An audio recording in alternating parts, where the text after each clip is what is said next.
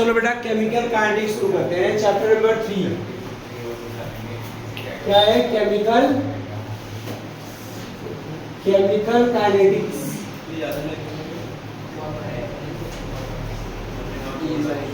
Chapter number 3 board में ये maximum marks 7 का 7 मार्क्स का आएगा बोर्ड में, और जेई और नीट में एक क्वेश्चन तो पक्का है 4 मार्क्स का। जेई और नीट में एक क्वेश्चन पक्का है, 2 भी आ सकते हैं 4 मार्क्स का।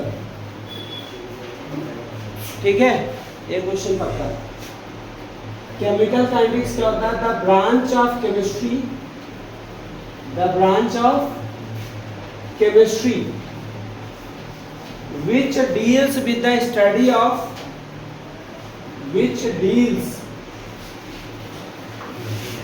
the study of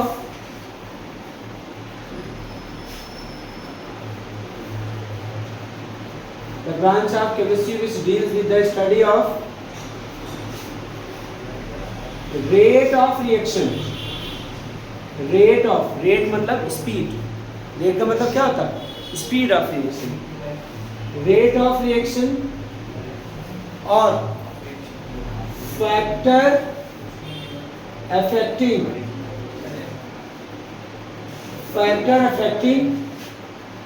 rate of reaction, और उस स्पीड ऑफ रिएक्शन को कौन कौन से फैक्टर अफेक्ट करते हैं, and mechanism of the reaction,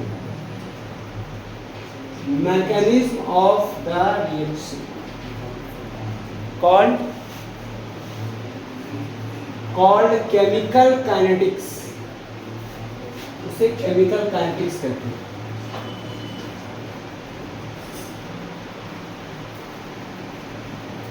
on the basis of speed, या इसको क्या बोलते हैं? rate, reaction classify into 3 categories। 3 categories में होती है बेटा। Number 1 fast reaction. डेफिनेशन है बहुत सिंपल है, reaction completed in millisecond. The reaction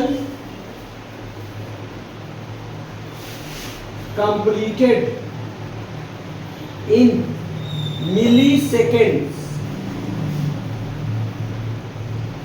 example all ionic reactions। सभी आयनिक रिएक्शन जो टेस्ट वगैरह करते हैं आप सॉल्ट एनालिसिस लैब में, डालते ही पीपीटी आता ना, लगता है उसमें टाइम, जैसे मिलाया वैसे पीपीटी बनता है, तो वो आयनिक रिएक्शंस है। All ionic reactions are fast reaction.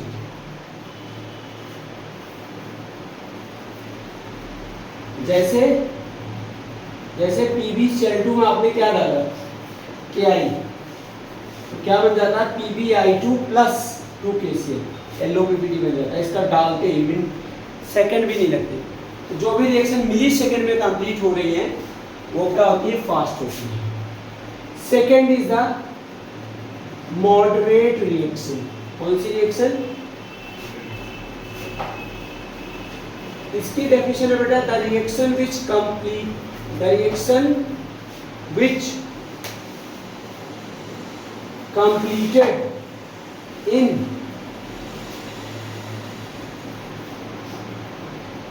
minutes called moderate reaction। उसे क्या बोलते हैं? Moderate reactions. Example hydrolysis of sucrose. Hydrolysis of क्या होगा? सुक्रोज। सुक्रोज का फॉर्मूला क्या होता है? C12H22O11 प्लस क्या लिया बेटा? H2O। क्या बन गया? C6H12O6 plus C6H12O6। एक होता है क्या? ग्लूकोज, और दूसरा होता है फ्रक्टोज। दोनों कौन से आइसोमर है? बायोमॉलिक्यूल में जो पढ़ाया गया फंक्शनल ग्रुप आइसोमर से। कौन से हैं ये बेटा? जो शुगर होती है वाटर में मिनट्स में डिसॉल्व हो जाती है, 1-2 मिनट में डिसॉल्व हो जाती है ना। और क्या है दूसरा? Hydrolysis of ester. दूसरा example hydrolysis of ester. Ester का फॉर्मूला बेटा CH3COO C2H5। इसकी हाइड्रोलिसिस कराया एसिड की प्रेजेंस में CH3COOH प्लस C2H5OH। इसे बोलते हैं इथेनोइक एसिड। ये आपका इथेनॉल हाइड्रोलिसिस हो गया। अब बेटा स्लो रिएक्शन तीसरा, the reactions which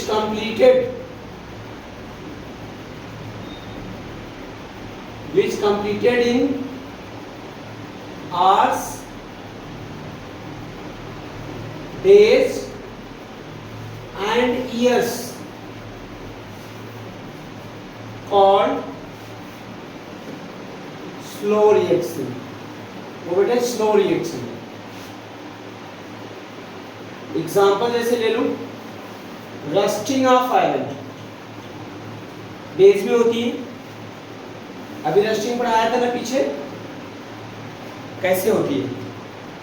दूसरा कार्डलिंग ऑफ मिल्क। मिल्क घंटों में जमते हैं कि नहीं? मिल्क कैसे लगता है? घंटों में जमते हैं ना, 4-5 मिनट तो लग ही जाते हैं। तो इन तीनों में बेटा किसका रेट आप इजीली फाइंड कर सकते हैं? इसका रेट फाइंड कर सकते हैं, मिली सेकेंड में हो रहा है। इसका रेट फाइंड कर सकते हैं, आवर्स में हो रहा है, डेज में हो रहा है। कौन बैठा रहेगा उतनी देर तक? तो जनरली रेट ऑफ रिएक्शन किसका फाइंड कर सकते हैं बेटा? मोमेंट जो मिनट्स में हो रहे हैं। इसमें हो रहे हैं मिनट्स, उनको हम आसानी से फाइंड कर सकते हैं। तो यहाँ केमिकल काइनेटिक्स में हमें रेट ऑफ रिएक्शन निकालना फाइंड किया जाता है, या उसको क्या बोलते हैं? स्पीड ऑफ रिएक्शन फाइंड करना बोला जाता है। क्या बोला जाता है? Speed of reaction. रेट का मतलब स्पीड। 11th में एक चैप्टर पढ़ा था आपने इक्विलिब्रियम, वहां से पता लगा था Kc। थर्मोडायनेमिक्स में आपने पढ़ा था गिब्स एनर्जी डेल्टा G, वहां से फाइंड हुआ था। तो Kc और डेल्टा G से हमें ये पता लगा था, डेल्टा G से पता लगा था कि रिएक्शन होगी कि नहीं होगी, और Kc से पता लगा था किस डायरेक्शन में होगी रिएक्शन, किस डायरेक्शन में होगी रिएक्शन। और केमिकल काइनेटिक्स में हम पढ़ेंगे किस स्पीड से होगी रिएक्शन, स्पीड ऑफ रिएक्शन पढ़ेंगे। तो अब जो टॉपिक है बेटा रेट ऑफ रिएक्शन, क्या है आपका? Rate of reaction. Rate of reaction heading डालेंगे। सीबीएसई में इसकी डेफिनेशन भी आती है। रेट ऑफ रिएक्शन की डेफिनेशन याद होनी चाहिए आपको, important. The change in concentration, the change in concentration of reactants और products in per unit time is known as rate of reaction।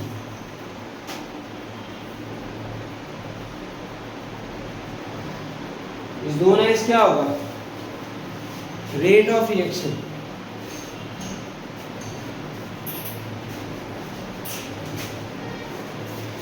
ठीक है ना? it is also known as average rate of reaction। average rate of reaction।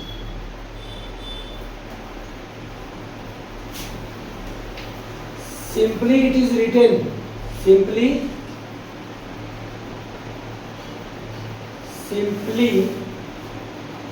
it is written rate, इसको simply rate भी लिख देते हैं, rate of reaction को। ठीक है ना? Next, rate of reaction rate of reaction always positive, हमेशा क्या होता है, पॉजिटिव होता है, नेगेटिव नहीं होता कभी भी, हमेशा पॉजिटिव होता है। ठीक है ना। अब एक चीज करिए, कंसीडर रिएक्शन, एक रिएक्शन कंसीडर कर लीजिए बेटा। रिएक्टेंट चेंज इनटू क्या होगा, product. Let at time t1 concentration क्या है, R1 है, और इसका कंसंट्रेशन क्या है बेटा, P1। समझ लो, रुक जाओ, समझ लो, समझने वाली बात। एट टाइम t1 इसका कंसंट्रेशन क्या है, R1, और इसका कंसंट्रेशन क्या है, P1। At time t2 concentration क्या हो जाएगा, R2, इसका कंसंट्रेशन क्या हो जाएगा। चेंज इन कंसंट्रेशन बताइए क्या होगा, R2 माइनस, चेंज हमेशा फाइनल माइनस इनिशियल निकालते हैं। और टाइम इंटरवल क्या होगा, हाँ, T2 minus T1, T2 minus क्या होगा, T1।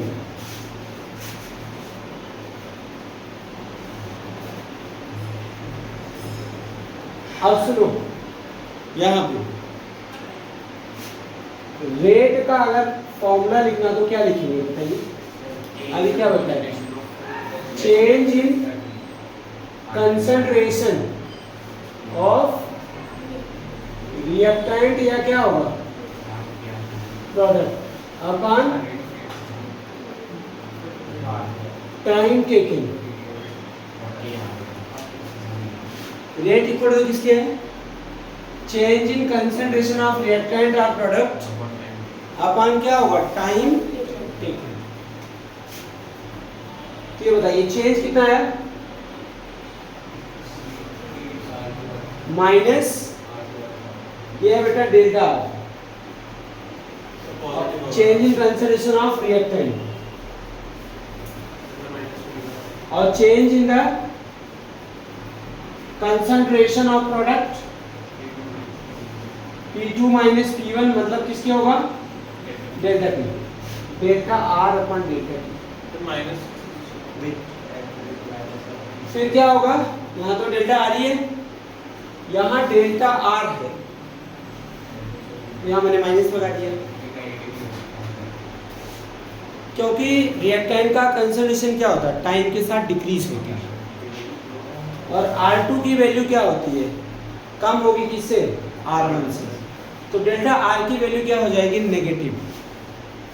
अगर आप यहाँ नेगेटिव नहीं लगाओगे तो रेट क्या हो जाएगा, नेगेटिव हो जाएगा। यहाँ नेगेटिव लगने से डेल्टा R की वैल्यू नेगेटिव आएगा, नेगेटिव क्या हो जाएगा, पॉजिटिव। ये जो मैंने पॉइंट बताया था, rate of reaction always positive, ये ट्रू रहेगा, नहीं तो ट्रू नहीं रहेगा।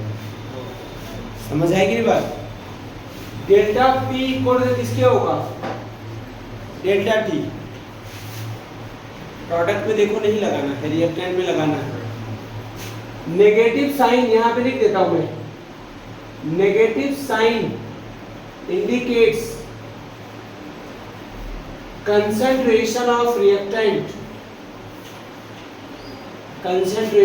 reactant decreases with the time। Reactant का कंसंट्रेशन टाइम के साथ क्या हो जाएगा बेटा, डिक्रीज हो जाएगा। Concentration of reactant decreases with time. रुक जाओ बेटा अभी, ठीक। इन जनरल, अगर इसी इक्वेशन को इन जनरल में लिखें, याद रखना, in general A plus B gives क्या हो जाएगा, सी प्लस क्या हो जाएगा, डी टी। इसका रेट क्या होगा, जो स्टोइचियोमेट्रिक कोएफिशिएंट होता है ना, नीचे आ जाता है, -1 अपान ए, डेल्टा ए अपान क्या होगा, और बी के टर्म में -1 अपान बी, डेल्टा बी अपान क्या होगा, सी के टर्म में प्रोडक्ट है 1 अपान सी, डेल्टा सी अपान डेल्टा के। डी के टर्म में 1 upon D delta D upon D. सुनो, अभी मैंने ये बताया ग्राफ बना लो। सुनो, यहां पे क्या ले लो, कंसंट्रेशन ऑफ रिएक्टेंट,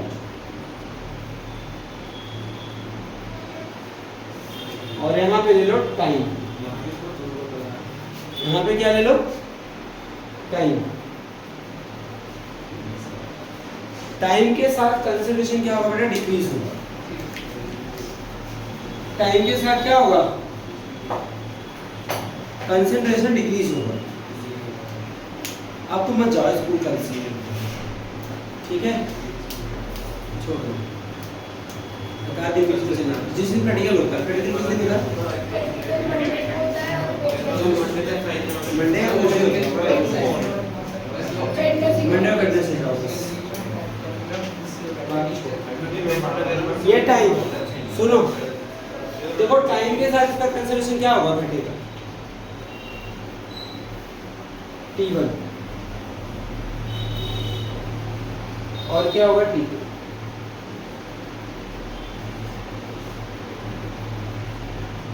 ठीक है ना। इस पर कंसंट्रेशन क्या है बेटा, R2 नहीं, इसका R1 है। शुरुआत में तो R1 होगा ना, और लास्ट टाइम में क्या होगा R2। तो ये वाला डिस्टेंस क्या होगा, ये वाला बताओ, R2 माइनस R1, या इसको क्या लिख सकते हैं, माइनस R2 माइनस R1 लिखेंगे ना सर। R1 माइनस R2 होगा नहीं? हाँ ठीक है, सही कह रहे हो, R1 माइनस R2 है ना, ठीक है ठीक है। फिर माइनस क्या होगा, R2 minus R1, R2 minus R1, तो माइनस क्या हो जाएगा बोलो, डेल्टा R। और ये क्या बेटा T1, ये किसकी इक्वल हो जाएगा बताओ, T2 माइनस T1, ये हो जाएगा T2 माइनस T1, इसे बोलेंगे डेल्टा T। अच्छा, इस ग्राफ का स्लोप क्या होगा, स्लोप मतलब tan थीटा होता ना, तो tan थीटा इक्वल क्या होता है, परपेंडिकुलर अपॉन बेस। ये एंगल है, ये परपेंडिकुलर हो गया, कितना है बेटा, माइनस डेल्टा। मतलब कंसंट्रेशन और टाइम के ग्राफ से क्या मिलता है आपको, रेट ऑफ रिएक्शन मिलता है। क्या मिलता है, कंसंट जो स्लोप होता है इसका, तो किसके इक्वल होता है बेटा, minus dr by dt upon t। ये होता क्या है वैसे, रेट ऑफ रिएक्शन होता है। क्या होता है, रेट ऑफ रिएक्शन। यस, वो नेगेटिव नहीं आएगा, वो नहीं डी का कंसंट्रेशन में लिखा है यहाँ पे ऊपर, ये डी का लिखा है। अच्छा, डी का नहीं लिखा है, वो नेगेटिव नहीं है, नेगेटिव नहीं है, नेगेटिव नहीं। प्रोडक्ट का कंसंट्रेशन देखो, साइन के साथ कंसंट्रेशन टाइम, ये क्या आपका T1, T2, T1, T2,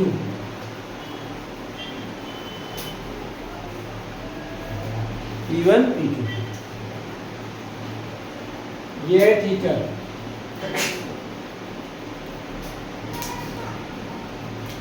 इसका टाइम थीटा क्या होगा, T2 minus T1 upon T2 minus T1। ठीक है, स्लोप टाइम थीटा। स्लोप इसमें भी सेम रहेगा। हाँ, स्लोप इसमें भी रेट आएगा ना।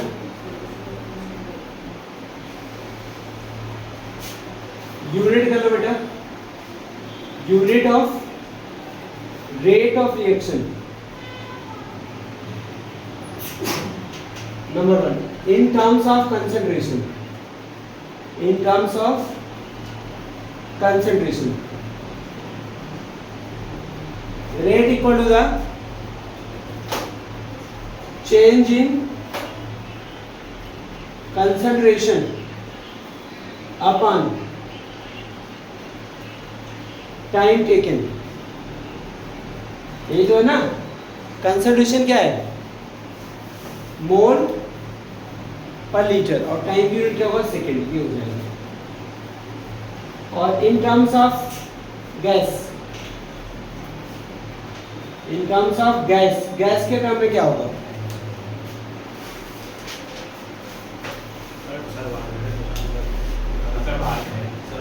तो गैस कर लो बेटा, बीच में छोड़ना नहीं जाता ना। शायद आपको पता नहीं। चेंज इन प्रेशर अपॉन किसके होगा, टाइम टेकन।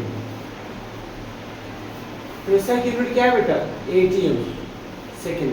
बस इतना ही, इसको पढ़ते रहना, नोट बना लेना, नहीं तो बार बार वीडियो देखना।